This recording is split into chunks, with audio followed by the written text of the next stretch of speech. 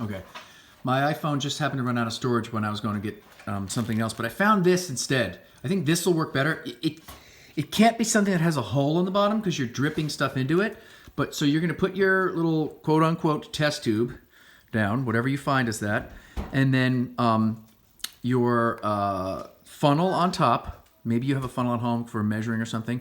And then it says use cheesecloth. You need something that's porous. Guess what this is? This is a dryer sheet, and I've never used it before for this, but I'm figuring it could work. So I'm gonna try to actually cut it. Okay.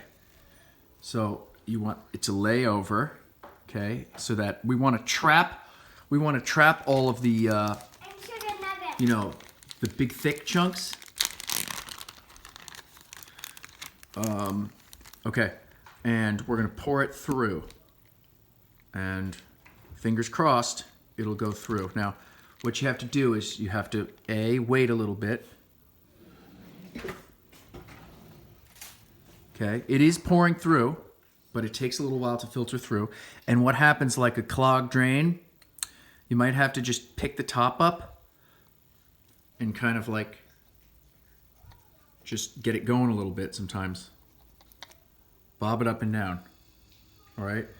And you'll get, yours might not be red because you didn't use a strawberry. It might be green because you use peas or whatever you have. I'm trying to get you guys not to have to buy anything or go anywhere. I think most of you guys can achieve this if you want to.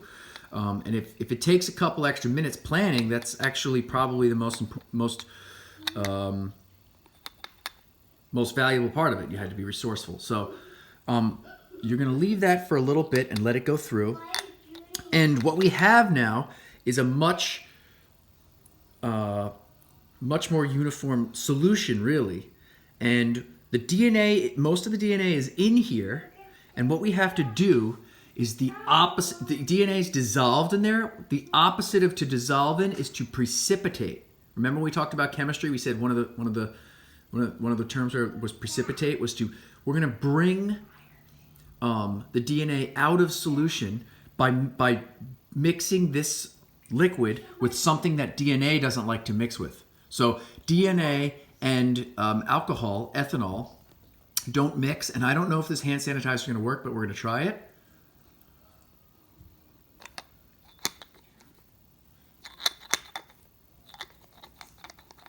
Maybe should have made this a tiny bit thinner.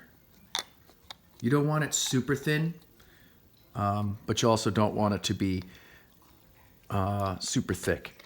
I don't know if it's going to work here. I mean, we're not at school with ideal situations and high ethanol content, but let's see if it works. All right. All right. Let's give it a go. I'm going to put a little bit. I'm going to put a little bit of this hand sanitizer, which contains alcohol in there.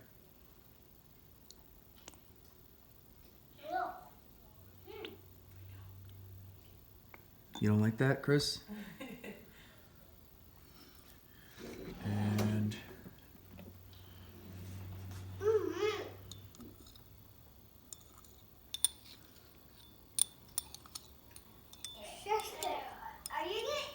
no, I'm not. Never eat anything in lab, right, guys?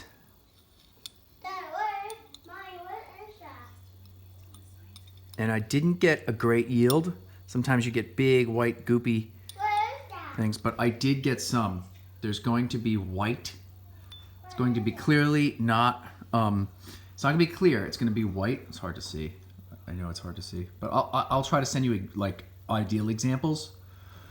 But it's going to be white, actually white. And I can see some, because I've done this lab a bunch of times, I can see some on the side. It looks like a whitish clear, sorry, but booger. And that's actually, that's not, you can't see a single strand of DNA. But this is millions of strands of DNA all wound together. Okay, it's hard. I know I can't get it close enough to the camera to have it focus correctly, but all I can describe it as on the sides here is like, it's not just foam, it's actually white goo. And you've actually separated the DNA. All right. So remember, smashing it breaks the cell wall. Adding soap dissolves the cell membrane and the nuclear membrane. All right, so that the DNA spills out into the solution. Salt actually unravels the DNA from these proteins it's wrapped around. DNA is highly organized inside of the nucleus around proteins called nucleosomes there. So like DNA is wrapped around like a spooled around these proteins, and it unravels that. The salt does that, and then the last step, adding ethanol. Okay, you could use rubbing alcohol. You could use an alcohol in your house. The higher alcohol content, the better. So the higher proof alcohol you use. But if it's cold, it's better. Put the alcohol in the freezer for a little while, make it cold. And then add a little bit of that, and hopefully you'll see it precipitate out. Okay, and it's hard to see in there, but all the white goo, there we go, it just focused pretty well. All the white goo on the side, sometimes there'll be enough that you can kind of pick up a blob of it on the end of your spoon or straw or something and look at it. And that's it, that's the lab. So what I want you to do is take a picture of your results, write up, basically, you can write it up in a doc, take a picture of your results, send me what it is that you extracted DNA from, whether it was peas or bananas or anything you had at home. You could try mashing up broccoli or spinach. I don't care. Okay, try it, and if you do it well, take a picture of your setup and your results. You'll get a lab grade. And if you don't do it because you don't have the materials, that's fine too. You just won't get that grade for that. Okay. All right.